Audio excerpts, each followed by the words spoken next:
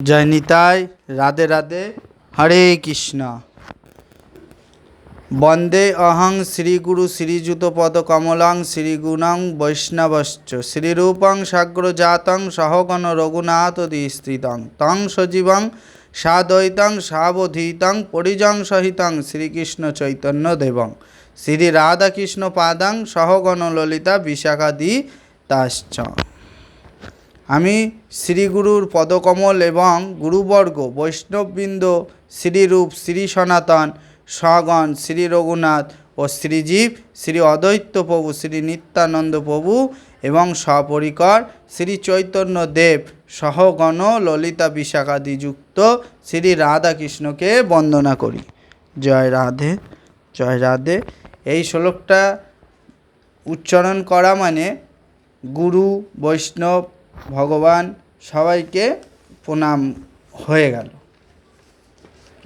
এবার শুরু করছি দশম অধ্যায়, শ্রীমদ্ ভগবদ্ গীতার দশম অধ্যায় 3 নম্বর শ্লোক। বলছে যো মাম যম নাদিং চ ব্যক্তি লোকম মহেশ্বরম অসংমিরং স মর্তেষু সর্বপাপয়ং ব্রহ্মচ্যুতে।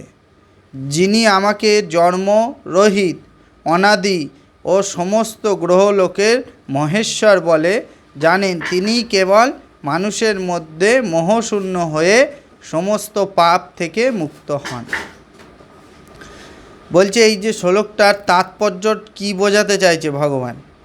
বলছে মানুষ্যগণ সহস্রসু কশ্চিৎ যততি সিদ্ধ হয়।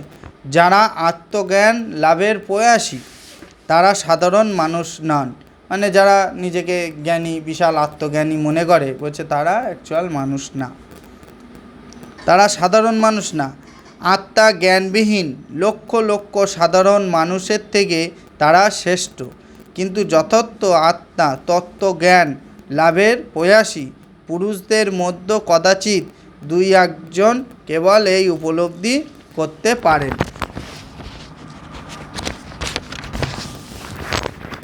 যে শ্রীকৃষ্ণ হচ্ছেন পরম পুরুষোত্তম ভগবান, সর্বলোক মহেশ্বর ও অজ। বুঝতে পারছো তো, শ্রীকৃষ্ণ হচ্ছে পরম পুরুষোত্তম ভগবান। এভাবেই যারা ভগবত তত্ত্ব উপলব্ধি করতে পারেন তারাই আধ্যাত্ম মার্গে সর্বোচ্চ স্তরে অধিষ্ঠিত হতে পারে। মানে এইভাবেই যারা ভগবত উপলব্ধি, মানে এই ধরো গীতা শাস্ত্র ভগবত যারা উপলব্ধি করে তাদের আত্মাই একেবারে আধ্যাত্মিক মার্গে সর্বস্তরে অধিষ্ঠিত হয়। এভাবেই শ্রীকৃষ্ণের পরম পথ সম্পূর্ণরূপে উপলব্ধি করতে পারার ফলেই কেবল পাপময় কর্মের বন্ধন থেকে সম্পূর্ণরূপে মুক্ত হওয়া যায়। আজ এখানে অজ শব্দটির দ্বারা ভগবানকে বর্ণনা করা হয়েছে, যার অর্থ হচ্ছে জন্মরহিত। দ্বিতীয় অধ্যায়ে জীবকেও অজ বলে বর্ণনা করা হয়েছে, কিন্তু ভগবান জীবের থেকে ভিন্ন। জীবেরা জন্মগ্রহণ করেছে এবং বৈশ্বিক অশক্তির ফলে মৃত্যুবরণও তারা করেছে। জীব আর ভগবানের মধ্যে পার্থক্য আছে। জীবের মৃত্যু হয়, জন্ম হলে মৃত্যু হয়, কিন্তু ভগবানের মৃত্যু নেই। কিন্তু ভগবান তাদের থেকে আলাদা। বদ্ধ জীবাত্মারা তাদের দেহে পরিবর্তন করেছে, কিন্তু ভগবানের দেহের কোনো পরিবর্তন হয় না। এমনকি তিনি যখন জড় জগতে অবতরণ করেন তখন তিনি তার অপরিবর্তিত অজ রূপেই অবতরণ করেন। তাই 4th অধ্যায়ে বলা হয়েছে যে ভগবান সবসময় তার অন্তরঙ্গা শক্তিতে অধিষ্ঠিত, মানে ভগবানের যে আলাদা শক্তি যেটা উনি সেটা নিয়েই সবসময় থাকে। তিনি কখনোই অনুৎকৃষ্টা মায়া শক্তি দ্বারা প্রভাবিত হন না, তিনি সবসময় তার উৎকৃষ্টা শক্তিতে অবস্থান করেন। আমরা যেরকম মায়া শক্তিতে আবদ্ধ হই, কিন্তু ভগবান কখনো মায়ার মধ্যে আবদ্ধ হন না। যার যেটা কর্ম সেরকমই তিনি ফল দেন। আমরা যেরকম মায়ায় পড়ে অনেক কিছু ভুল করে ফেলি, যেরকম আমরা দেখি যে বুঝতে পারি যে এইটা করলে হয়তো আমার ক্ষতি হবে বা ভুল হবে, কিন্তু তা সত্ত্বেও মায়া আমাদের করায়, মানে মায়া আমাদের মনে আবদ্ধ করায় যে করো করো এই কাজটা তুমি করো। তাই বলছে ভগবান মায়ায় আবদ্ধ হয় না, আমরা আবদ্ধ হই। এই শ্লোকে ব্যক্তি লোকেশ মহেশ্বরাম কথাটি ইঙ্গিত করে যে ভগবান শ্রীকৃষ্ণ হচ্ছে বিশ্ব ব্রহ্মাণ্ডের সমস্ত গ্রহ লোকের মহেশ্বর এবং তা সকলের জানা উচিত। সৃষ্টির পূর্বেও তিনি ছিলেন এবং তিনি তার সৃষ্টি থেকে ভিন্ন।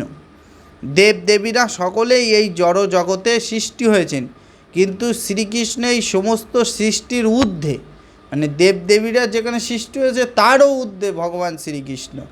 তিনি কখনো সৃষ্টি হন না। তিনি তাই ব্রহ্মা, শিব আদি মহান দেবতাদের থেকেও ভিন্ন, মানে শিব, ব্রহ্মা, বিষ্ণু, মহেশ্বর এদের থেকেও উনি ভিন্ন, আলাদা। আর যেহেতু তিনি ব্রহ্মা ও শিব ও অন্য অন্য দেবদেবীর সৃষ্টিকর্তা, তাই সমস্ত গ্রহলোকেরও তিনি পরম পুরুষ। শ্রীকৃষ্ণ তাই সমস্ত সৃষ্টি থেকে ভিন্ন। এভাবেই যখন কেউ শ্রীকৃষ্ণকে জানতে পারেন, তিনি তৎক্ষণাৎ সমস্ত পাপময় কর্মফল থেকে মুক্ত হন।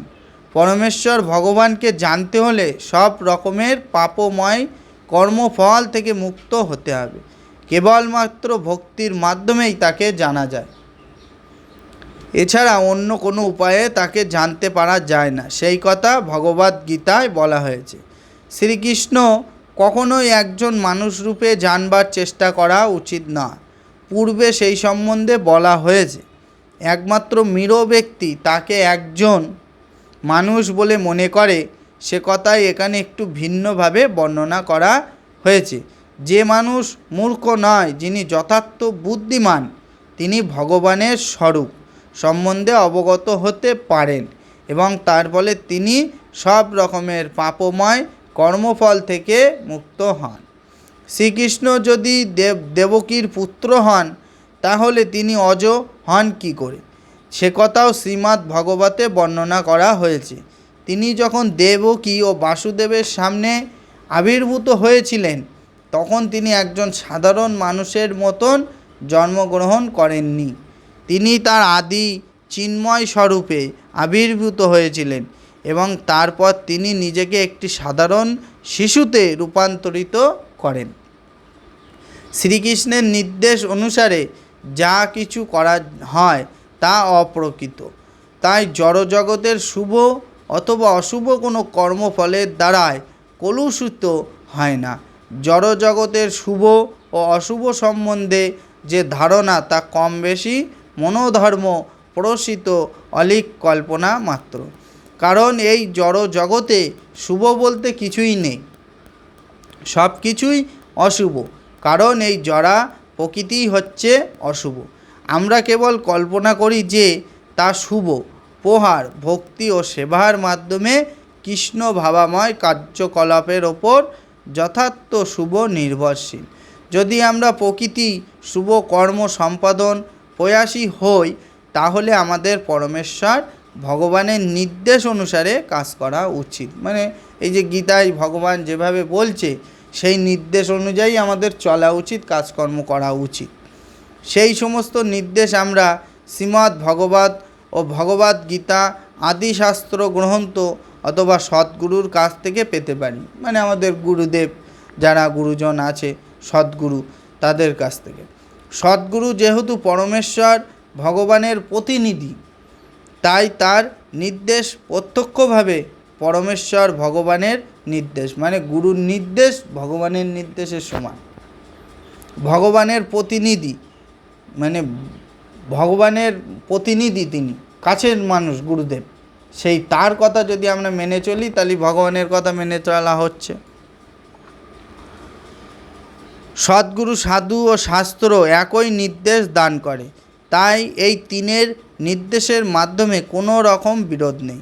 তাদের নির্দেশ অনুসারে সাধিত সমস্ত কর্ম জড়জগতের সব রকম শুভ বা অশুভ কর্মফল থেকে মুক্ত থাকে। কর্মফলে ভক্তের অপ্রকৃত মনোভাবই হচ্ছে যথার্থ বৈরাগ্য এবং তাকেই বলা হয় সন্ন্যাস। ভগবদ্গীতার 6ষ্ঠ অধ্যায়ে প্রথম শ্লোকে বলা হয়েছে, যিনি কর্তব্যবোধে কর্ম করেন, যেহেতু এই প্রকার কর্ম করতে তিনি ভগবানের দ্বারা নির্দেশিত হয়েছেন এবং যিনি তার কর্মফলের প্রতি আশ্রিত নন, অনাশ্রিত কর্মফলম, তিনিই হচ্ছেন যথার্থ সন্ন্যাসী। ভগবানের নির্দেশ অনুসারে যিনি কর্তব্য কর্ম করেন তিনি হচ্ছেন যথার্থ সন্ন্যাসী ও যোগী। সন্ন্যাসী বা যোগীর পোশাক পরলেই যোগী হওয়া যায় না। জয় রাধে।